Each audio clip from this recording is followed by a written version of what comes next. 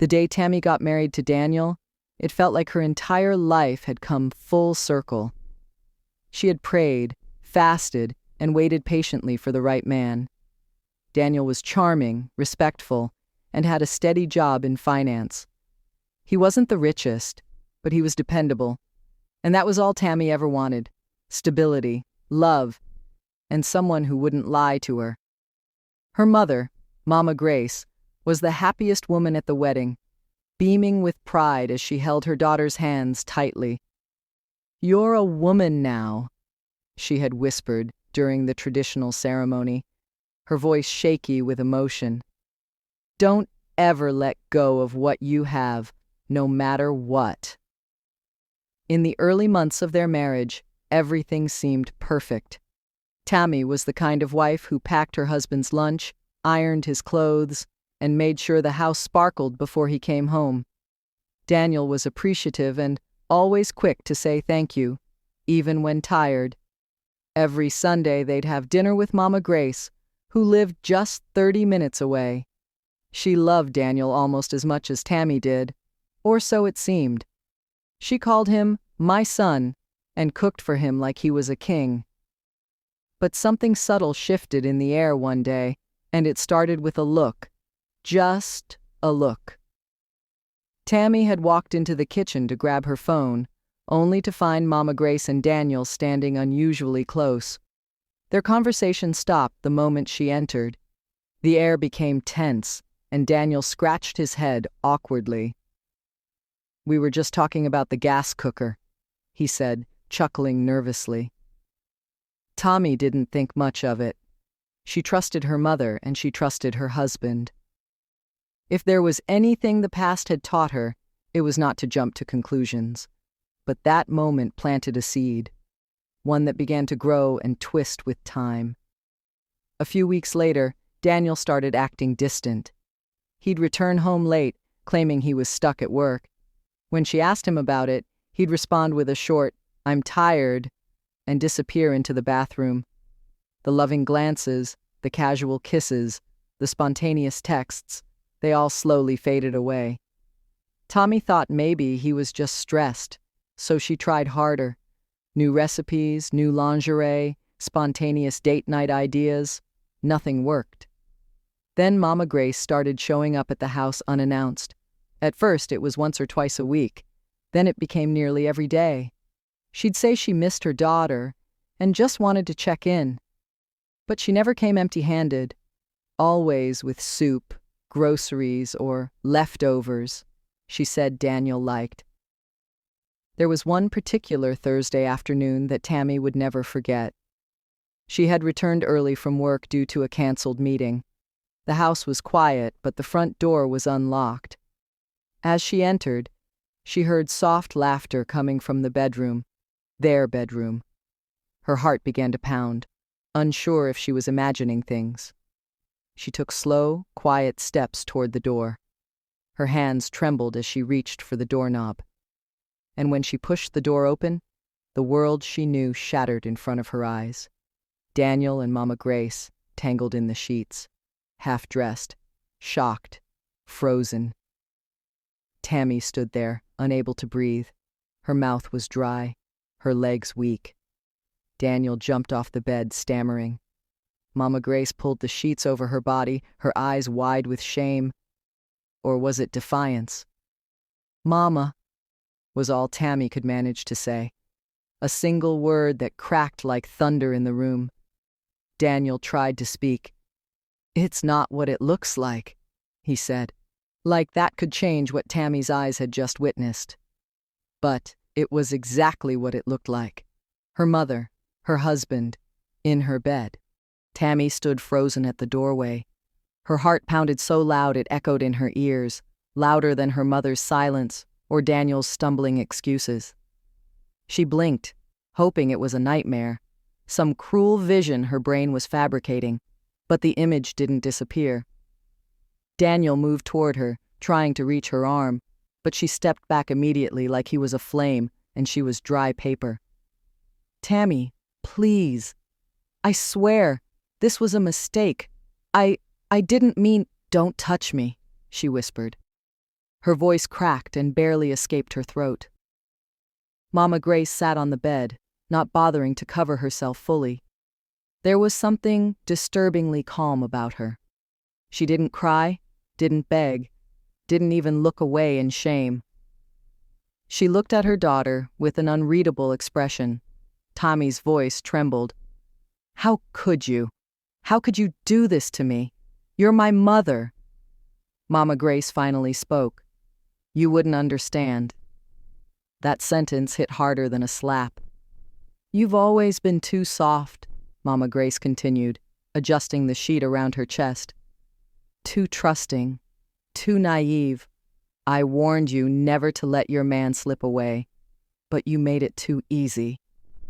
Tammy could barely stand. Her knees buckled, but she held on to the doorframe like it was the only thing keeping her upright. "So your solution was to take him from me?" "I didn't take anyone," her mother said, cold and even. "He came to me." Daniel buried his face in his hands.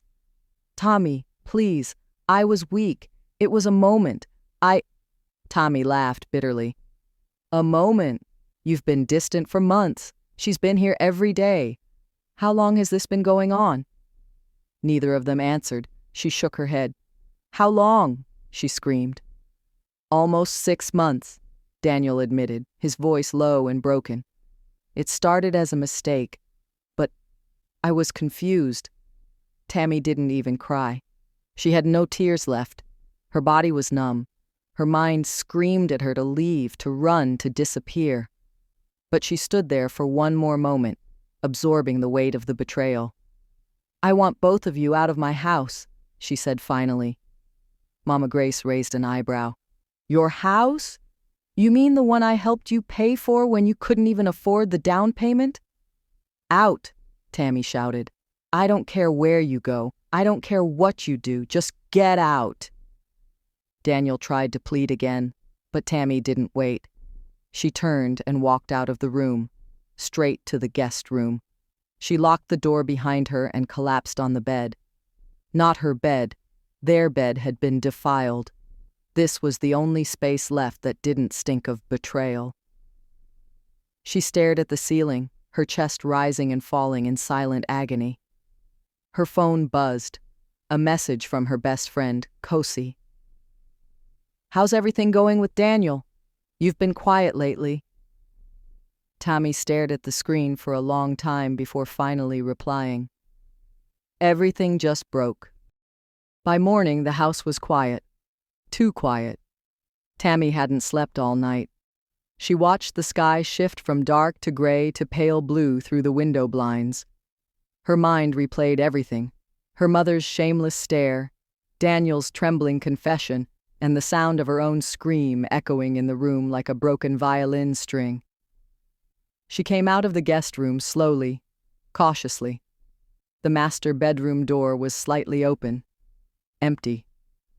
She checked the living room. Daniel's bag was gone. Her mother's shoes, always perfectly lined up by the front door, were no longer there. They had left. Good. Still, the silence didn't bring peace. It was loud with questions, loud with the kind of betrayal that made even the walls feel like enemies. Every corner of the house reminded her of them. Every chair, every picture, every plate in the cupboard. She picked up her phone and dialed Kosi. "Tammy?" Kosi answered immediately, her voice worried. "You didn't sleep?" "I need to get out," Tommy said, her voice flat. "Out of where?" "Out of the house. Out of this city. Out of this life. I need air." Kosi was silent for a moment, then said, "Come stay with me. As long as you need." Tammy didn't think twice. She packed a small bag, grabbed her keys, and left without a glance back. By the time she got to Kosi's place on the other side of town, she was running on fumes. No food, no sleep, just rage and confusion. Kosi opened the door and pulled her into a long, tight hug. "I don't know what happened," she whispered, "but I'm here, and I won't ask until you're ready to tell me." Tammy broke then, not with screams, not with words. just silent tears that soaked Kosi's shoulder as her body trembled. It took days before she could even say the words out loud. My husband and my mother. Kosi's eyes widened in disbelief. Wait, what? Tammy repeated it slowly. He was sleeping with my mother. Kosi gasped, her hand flying to her mouth. Jesus! And they didn't even deny it. She said it was because I'm too soft. That woman is sick, Kosi spat. I always knew something was off about her. But this is next level evil. Tammy shook her head. And I feel like the joke's on me, because I thought I had a perfect life. You didn't deserve this, Kosi said firmly, and you're going to rise from it, stronger. Tammy wanted to believe her. She wanted to believe this pain would pass, that she'd stop waking up feeling like she couldn't breathe. But it was hard. That night, as she lay on Kosi's couch, she scrolled through old photos on her phone. Daniel kissing her forehead on their wedding day, her mother adjusting her veil, the three of them smiling in the frame. All a lie. She stared at the last photo, the last one taken before everything shattered, and slowly deleted it. Piece by piece, she would delete them all. But healing? That wouldn't be so simple. If this story has drawn you in, don't forget to subscribe and turn on the notification bell to never miss the next part. The next morning, Tammy opened her eyes to the smell of fried plantain and eggs.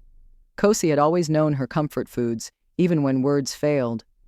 She sat at the kitchen table in her oversized hoodie, sipping warm tea, as Kosi plated her breakfast. You're not going back there, right? Kosi asked, sitting across from her. Tammy paused. I don't know what I'm going to do next. Take your time, Kosi said gently. But don't let them rewrite your story. Tammy nodded, but her mind was already drifting, not toward recovery, but toward clarity, toward understanding, toward the part no one talks about, the why. Why her mother? Why now? Was it just lust? Was it revenge? Was it some twisted power play? She needed answers. Later that day, she drove back to her old neighborhood. Not to the house, not yet, but to her mother's salon. It was closed. The windows were dark, the chairs stacked, the sign turned. But her car was parked across the street. So she waited. An hour passed before her mother finally appeared, dressed in her usual flawless style, sunglasses hiding half her face. She stopped when she saw Tammy leaning on the car. You shouldn't be here, her mother said flatly. You owe me the truth. Her mother sighed. You know the truth. I know what happened. I don't know why. There was a long pause before her mother leaned against the salon door. You want honesty? She said. Fine. I never liked Daniel. Tammy blinked. Then why? Because I knew he didn't really love you, not the way a man should love a woman, and I needed you to see it. Tammy's mouth dropped. So you seduced him? Slept with him? Just to teach me a lesson? Her mother shrugged. I didn't seduce him. I just opened a door. He walked through it. That's the kind of man he is. And you would have spent your whole life blind to it. Tammy was speechless, disgusted. You're sick, she whispered. I'm realistic, her mother replied. You're just too emotional to see people clearly. I trusted you. You're my mother. And I raised you to be strong, not stupid, she snapped. The world doesn't care about fairy tales, Tammy. You needed a wake-up call. Tammy turned without another word. She got into her car and drove off, tears streaming down her face, not because she believed her mother, but because deep down, a part of her had always known her mother didn't love her like a mother should. And now she had proof. But she also had freedom, because sometimes, when everything falls apart, it's the first time you can really build something new. Tammy didn't go home that night. She drove aimlessly, her thoughts like a broken radio, jumping from memory to memory, voice to voice. Every lie, every fake smile, every family gathering where her mother and husband had shared space. And now, every glance between them seemed loaded with secrets she'd been too naive to catch. By midnight, she found herself parked outside a cheap hotel. She needed silence, space, anything but familiarity. Inside the room, she stared at her reflection. The woman in the mirror didn't look like her. She looked older, harder. But maybe that was what healing started with, facing what you'd become after the damage. She didn't sleep much, but when morning came, she woke up with a decision. She wouldn't cry anymore. She wouldn't wait for an apology from either of them. She would do what broken women do best, rebuild, but this time, on her own terms. Tammy returned to her apartment and began packing. Not her clothes, her business documents, her laptop, everything she'd put on hold for a man who never deserved her. She had once dreamt of running a marketing consultancy. Daniel had convinced her it was too unstable, that she should keep working under him. Now, with no one left to please, she'd start it from scratch. She moved out of their shared apartment that day. Kosi helped her find a small studio space to live and work in. It wasn't glamorous, but it was hers. Days passed, then weeks. She didn't block Daniel's number, but she never replied. She didn't visit her mother. She deleted her contact completely. Each morning she wrote in a journal. Each night she created pitch decks and emailed potential clients, and slowly, quietly, her life began to shift. Then one afternoon, as the rain poured outside, her phone buzzed. Unknown number. She answered. "Tammy, it's Daniel." Her breath caught, but she stayed silent. "I know you hate me," he began. "You have every right to. I just wanted to say, I'm sorry. Truly, it wasn't planned. I don't even know why it happened. I messed up. I lost the best thing I ever had." Still, she didn't speak. "I don't expect forgiveness. I just needed to say that." She hung up. She stared at the wall for a long time after that, not because it hurt, but because it didn't. That was when she knew she was finally free. Don't forget to subscribe and hit the notification bell to never miss our next story. Weeks turned into months. Tammy's skin began to glow again. Not from skincare, but from peace. Real peace. The kind that came after you stop needing closure and start living like your own salvation. Her business, Tammy Concepts, gained traction. Word spread fast. Her designs were bold, her campaigns sharp. Clients loved her, and referrals rolled in like rain. One day she landed a contract with a major beauty brand. As she prepared for the pitch, she walked into the conference room and froze. Sitting at the far end of the table was her mother. Not her biological mother. This was a different kind of mother. The company's CEO, a woman named Ms. Asika, elegant, composed, and powerful. Ms. Asika smiled when she saw Tammy. "We've heard a lot about you." Tammy smiled back, her voice steady. "I'm here to deliver." And she did. Her presentation was flawless. Every slide, every word. The room applauded. As she packed up to leave, Ms. Asika pulled her aside. "You've got the mind of a strategist and the heart of a survivor. I see both in you. Whatever you've been through, it built this." Tammy nodded. That was all she needed to hear. Later that night, she sat on her balcony, watching the city lights flicker. She wasn't just surviving anymore. She was building something permanent, something real. Until her doorbell rang. She hesitated. It was late. She opened the door, and standing there was her mother. Not Ms. Asika, her real mother, the woman who had betrayed her. She looked smaller now, not physically, but emotionally. Her presence didn't fill the space like it used to. "Tammy," her voice cracked. Tammy said nothing. I don't know what I was thinking. I was lonely. I was broken. I made a mistake." Tammy stepped back. "A mistake is dropping a glass. What you did was a choice. Her mother's eyes welled with tears. Please, I miss you. I miss my daughter. Tammy crossed her arms. Then maybe you shouldn't have slept with her husband. Her mother sobbed. But Tammy stood firm. She didn't scream. She didn't cry. She just whispered, I forgive you. But that doesn't mean you get to come back. Then she closed the door, silently, and didn't open it again. Days passed, then weeks.